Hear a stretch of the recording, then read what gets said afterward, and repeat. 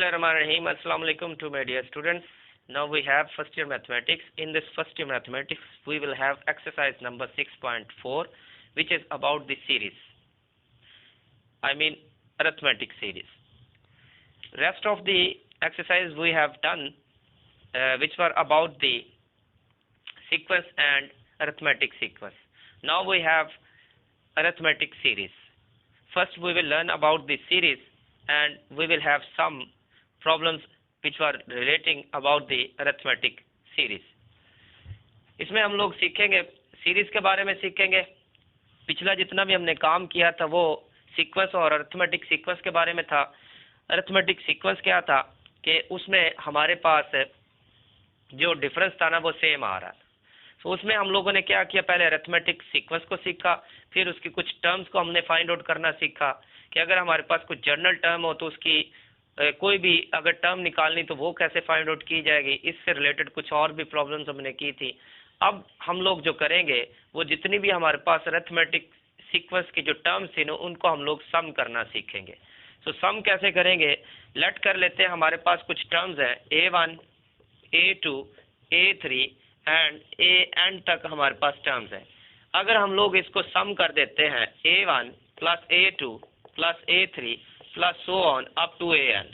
अगर मैं इस अरिथमेटिक सीक्वेंस को अगर उसको सम कर देता हूं तो ये जो मेरे पास सम होगा इसको हम लोग सीरीज पढ़ते हैं.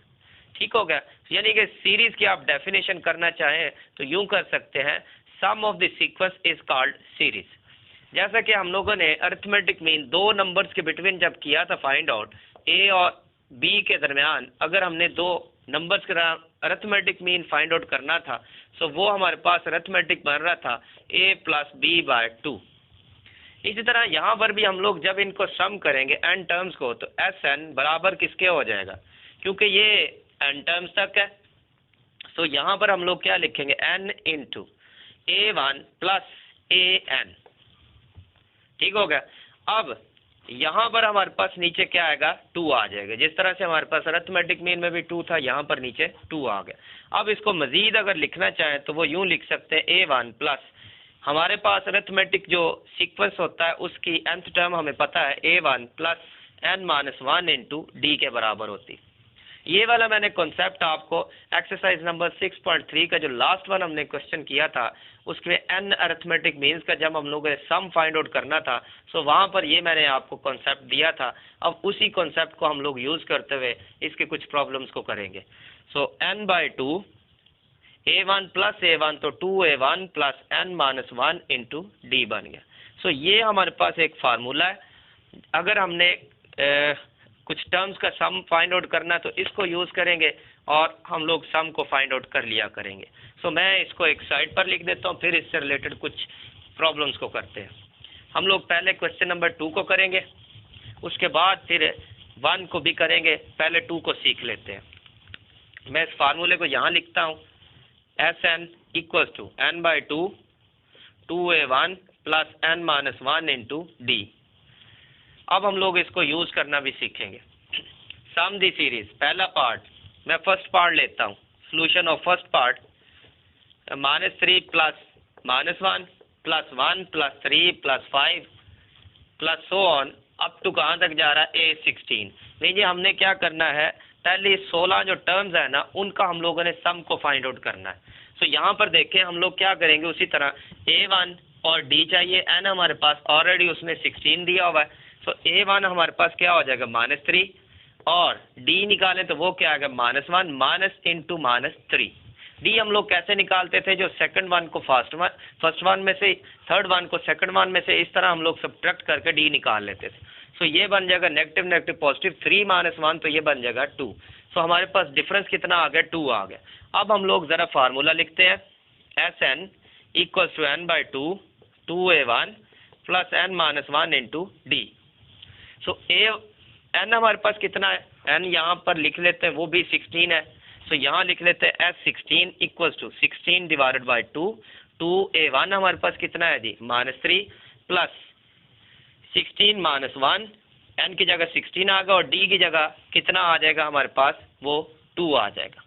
तो ये इसको मज़ीद आगे फर्दर हम लोग सॉल्व करेंगे तो ये बन जाएगा 2 8 16, 8 इंटू ये कितना आ गया -6 प्लस 15 में से 16 में से 1 निकाले 15, 15 मल्टीप्लाई 2 तो कितना बन जाएगा 15 मल्टीप्लाई 2 इट बिकम्स 30, 30 नेगेटिव उसमें से 6 को सब्ट्रैक्ट कर देंगे तो ये कितना 30 -6 तो ये बन जाता है 24, it becomes 24 and after multiplying we have product 8 4 32, 3 बच गया, 8 2 16, 16 में 3 ऐड किया तो 19। सो इस तरह से हमारे पास है इसकी जो 16 टर्म्स का सम आ रहा है वो आ रहा है हमारे पास 192 आ रहा है।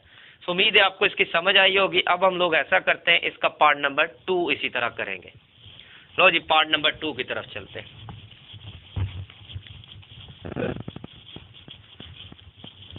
पार्ट नंबर 2 हमारे पास है, पार्ट नंबर 2 है जी वो है 3/√2 plus 2√2 plus 5/√2 plus so on plus A13, यानी कि 13 टर्म्स का हमने सम को फाइंड आउट करना है। सो A1 3/√2 आ गया। उसी तरह हम लोग क्या करेंगे n देखेंगे तो n हमारे पास 13 आ रहा है क्योंकि 13 टर्म्स का सम को फाइंड करना है, यहाँ से मुझे आइडिया होगा।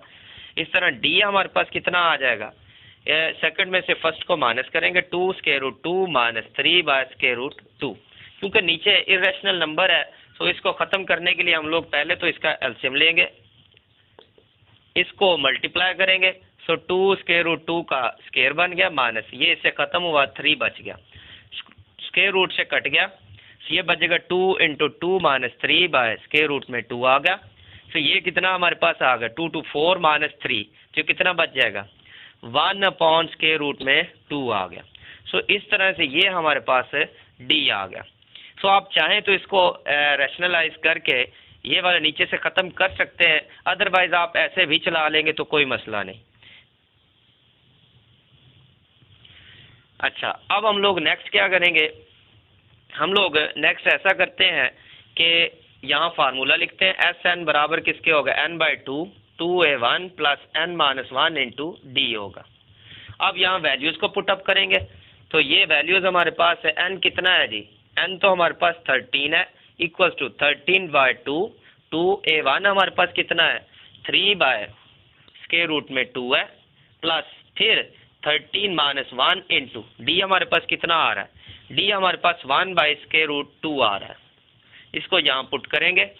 सो आगे हल करते हैं तो ये हमारे पास कितना बन जाएगा 13/2 इंटू ये मज़ीद इसको मल्टीप्लाई कर लेते हैं तो ये कितना आ गया 6/√2, उसके बाद प्लस 13-1 12/√2।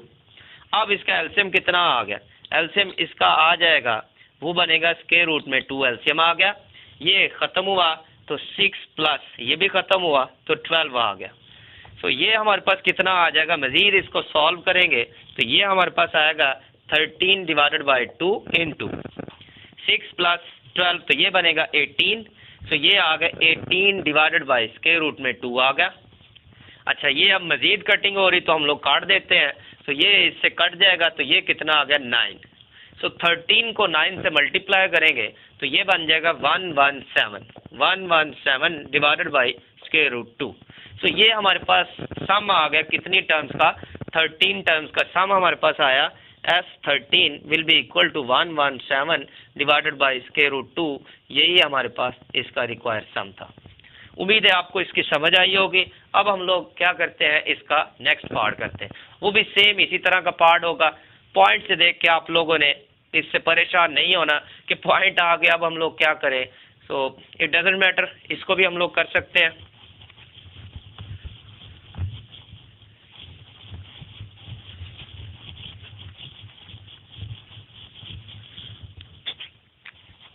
ले जी थर्ड नंबर है तीसरा 1.11 plus 1.41 plus 1.71 plus so on up two plus A10 तक हम लोगों ने क्या करना है सम को निकालना है। 10 हमारे पास टर्म्स है उनका सम हमने निकालना है। A1 अगेन हमारे पास 1.11, n कितना हो गया हमारे पास 10 हो गया, d निकालने वाला रह गया 1.41 माइनस 1.11। तो इसमें से इसको हम लोग निकाल देंगे। 1.41 में से 1.11 निकालेंगे तो ये हमारे पास कितना आ गया 0.30, यानी कि 0.3 हो गया। तो ये आपके पास इसको 0.3 भी लिख सकते हैं, ठीक हो गया। ये 0.3 आ गया। अब हम लोग इसको आगे कैलकुलेट कर लेते हैं। हम लोग क्या करेंगे, फार्मूला लिखेंगे Sn बराबर n/2 2a1 plus n minus 1 into D होगा। सो Sn हमारे पास कितना है जी 10 है, इक्वल टू 10/2 इंटू 2a1 हमारे पास कितना है जी 1.11 प्लस ये आ जाएगा 10 माइनस 1 इंटू डी कितना है 0.3। इसको आगे सॉल्व करेंगे तो ये हमारे पास कितना बन जाएगा 2 5 10 हो गया। सो 5 इंटू 2 को मल्टीप्लाई किया 2.22 प्लस ये कितना आ गया 9 इंटू 0.3 आ गया। इसको मजीद आगे हल करेंगे तो ये हमारे पास आ जाएगा 5 तो एज इट इज आ गया, ये आ गया 2.22। इसको भी वैसे ही लिखते हैं प्लस इसको मल्टीप्लाई करते हैं। सो ये हमारे पास कितना आ गया 27 का 3 आ गया, 7 लग गया, बाकी 3 बच गया 900। सो ये 3 इसमें 2 इसमें ऐड कर देते, सो 2.7 आ गया। अब इन दोनों को ऐड करते हैं तो ये कितना हमारे पास आ जाएगा। सो जब ऐड करेंगे तो पॉइंट के नीचे पॉइंट लिख के इसको ऐड करेंगे। ये देखिए मैं ऐड करता हूँ, आपको सिखा देता हूँ, नहीं तो आप लोग कैलकुलेटर पर भी इसको यूज़ करके एडिशन इसकी निकाल सकते हैं। 2.22 और 2.7 यहाँ 0 लगा लो, पॉइंट के नीचे पॉइंट हमेशा लिखते हैं। इसको ऐड करेंगे तो ये 2 आ गया, 9 आ गया, 0.4 आ गया। सो ये बच गया 4.92। अब इनको मल्टीप्लाई करते हैं 5 to 10, 1 बच गया, 5 9 45, 45 में 1 ऐड किया तो 46, तो उसका बाकी 4 बच गया, यहाँ पॉइंट लगाया, 5 4 20 प्लस 4 तो ये बन गया 24। सो इस तरह से हमारे पास जो इसका रिक्वायर्ड सम हुआ, sum of the 10 terms that is equal to 24.60। ये हमारे पास इसका रिक्वायर्ड सम आ गया। उम्मीद है आपको इस क्वेश्चन नंबर 2 की समझ आई होगी। मैंने आपको सीरीज़ के बारे में बताया कि सीरीज़ क्या होती है, वो सीक्वेंस का सम होती है, और फिर उसके बाद हम लोगों ने अरिथमेटिक जो सीरीज़ है उससे रिलेटेड हमने एक प्रॉब्लम को भी किया। वो जो प्रॉब्लम थी उससे आगे 3 पार्ट थे, उसको मैंने किया, और इंशाल्लाह हम लोग नेक्स्ट जो आएगी वीडियो उसके अंदर हम लोग क्या करेंगे, इसके बाकी के जो पार्ट्स हैं ना उनको करने की कोशिश करेंगे।